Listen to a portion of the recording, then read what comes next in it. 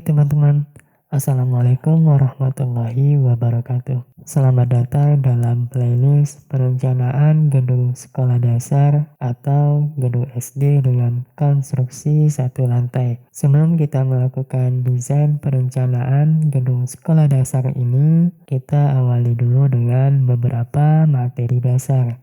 Di antaranya perkenalan dasar cara kerja desain tool, kemudian cara kerja viewport, kemudian documenting, atribut, dan elemen penting lainnya. Adapun tujuannya adalah pertama sebagai mengulang gaji bagi teman-teman yang sudah pada jago-jago. Mungkin ada yang lupa-lupa ingat ataupun kelupaan materi dasar ataupun perintah-perintah kerja di dalam ArchiCAD ini. Kemudian tujuan utamanya adalah sembari kita mengulang kaji sekaligus membuat format ataupun template kerja, yang mana template kerja ini bisa teman-teman gunakan nanti untuk pekerjaan teman-teman di luar sana. Baik teman-teman, kita mulai saja dengan membuka aplikasi ArchiCAD-nya.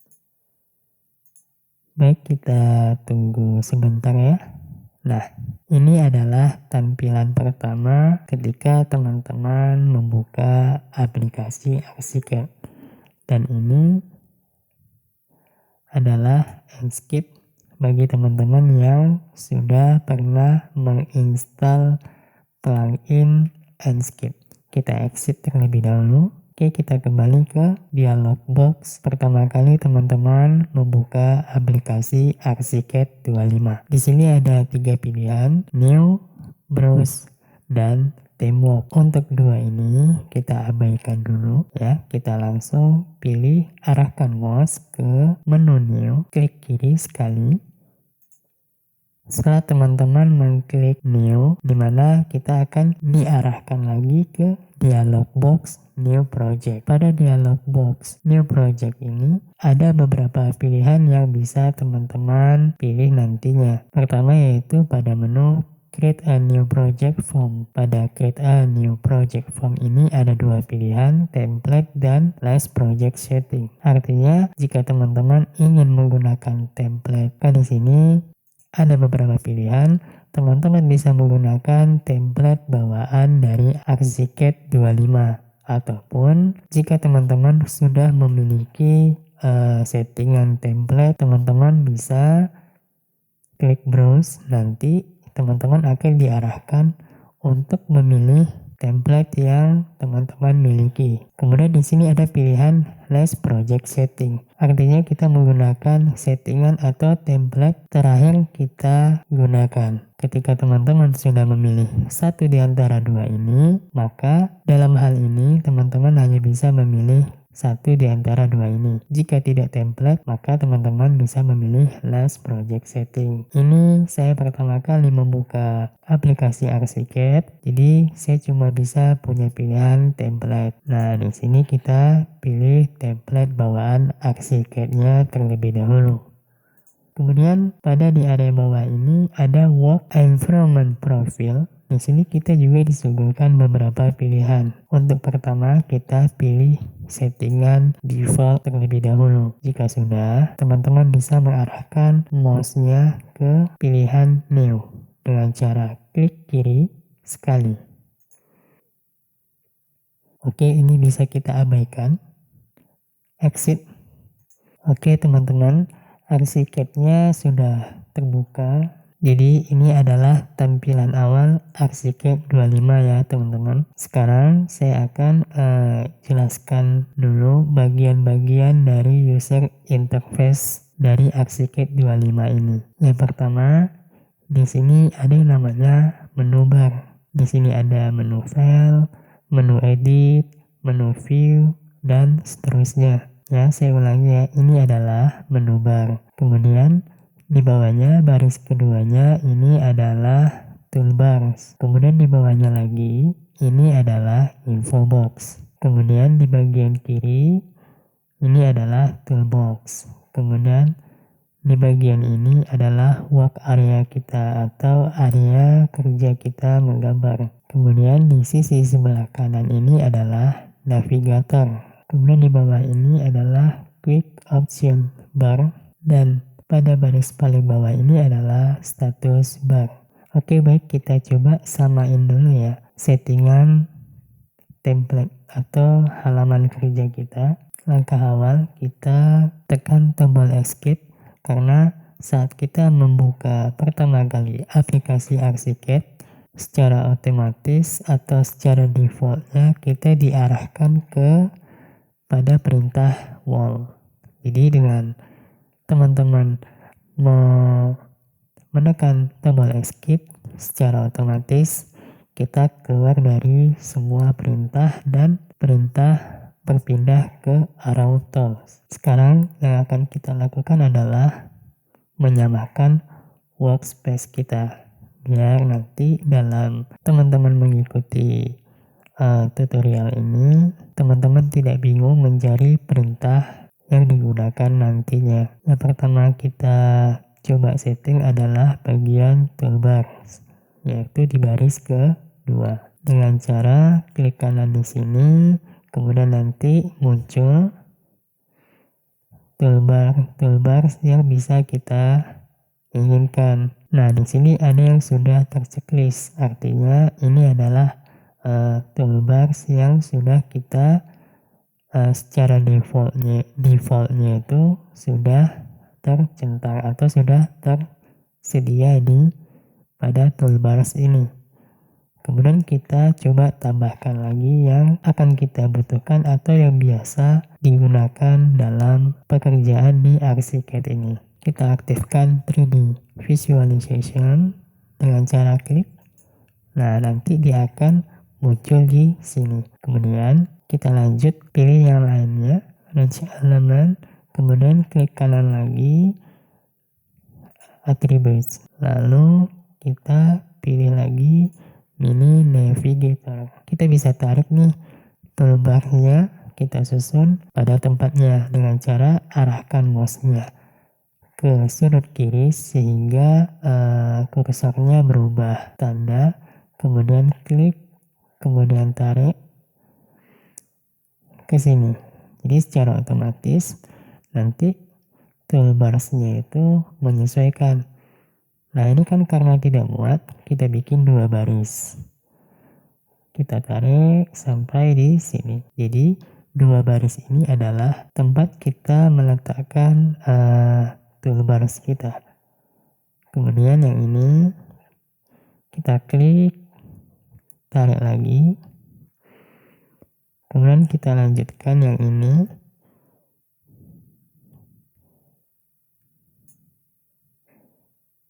Kemudian satunya lagi ke sini.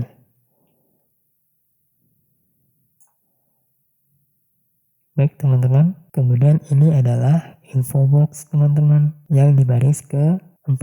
Baris pertama menu bars, baris kedua dan ketiga toolbars, kemudian ini adalah info box. Info box ini bisa teman-teman perkecil, bisa teman-teman perbesar juga sesuai dengan kenyamanan dari teman-teman. Oke, baik, ini kita coba kecilkan saja supaya area kerja kita bertambah sedikit luas. Kemudian yang bagian kiri ini adalah toolbox.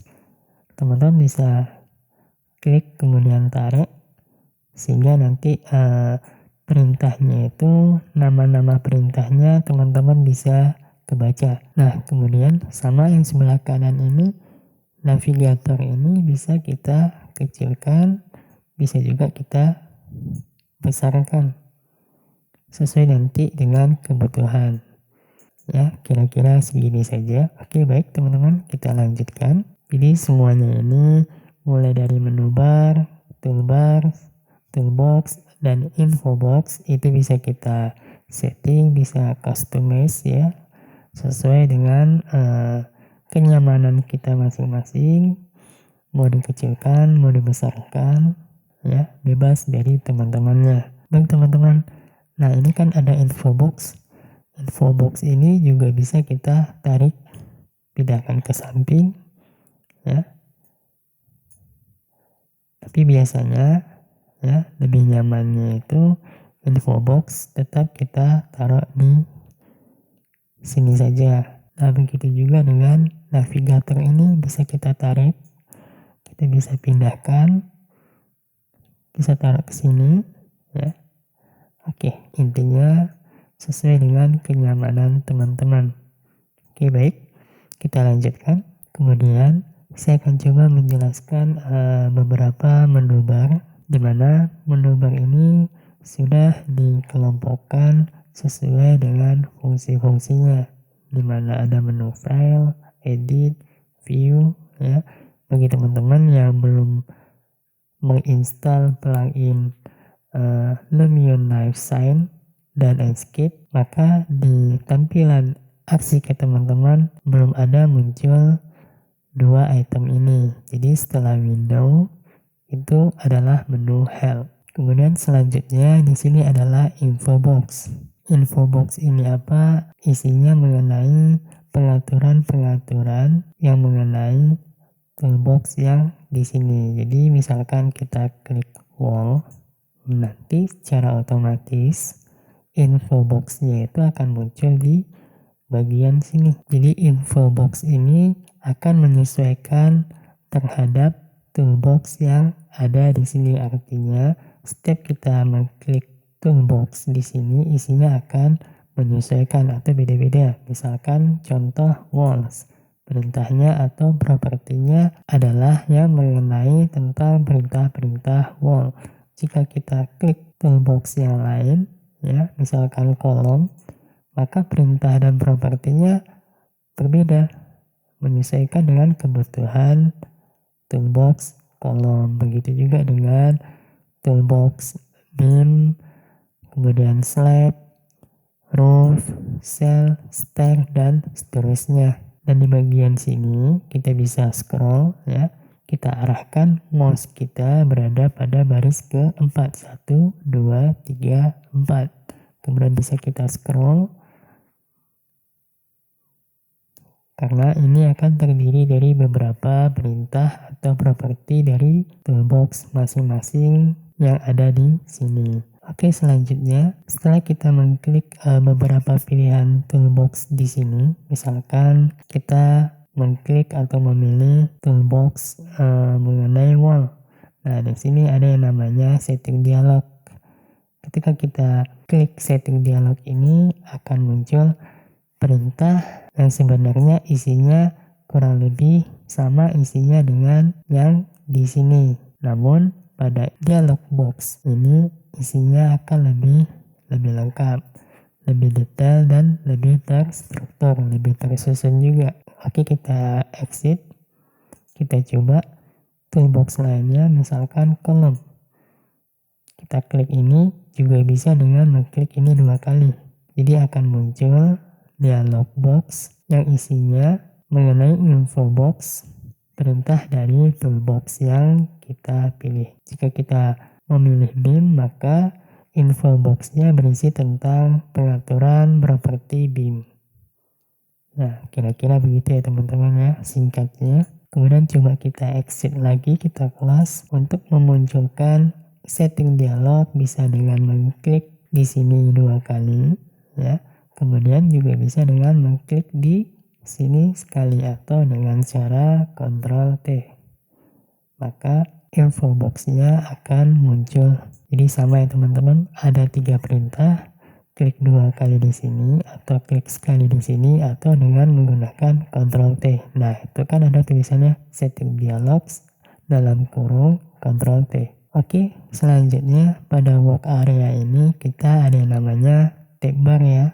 Nah, ini adalah namanya tab bar ya teman-teman. Oke, selanjutnya untuk navigasi atau penggunaan mouse ya. Fungsi scroll pada mouse itu bisa untuk zoom in ataupun zoom out, zoom in dan zoom out. Kita scroll ke depan untuk zoom in dan scroll ke belakang untuk zoom out.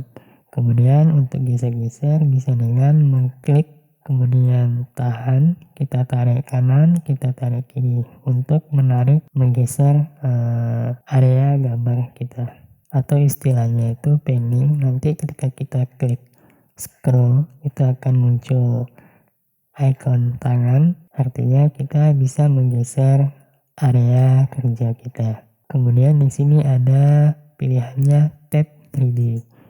Teman-teman bisa klik sehingga nanti tampilannya langsung mengarah ke tampilan 3D atau 3 dimensi. Baik, pada area kerja 3D ini tidak ada tampilan apa-apa karena memang kita belum menggambar objek apa-apa. Oke, baik, teman-teman bisa langsung ke pada settingan edit plane display.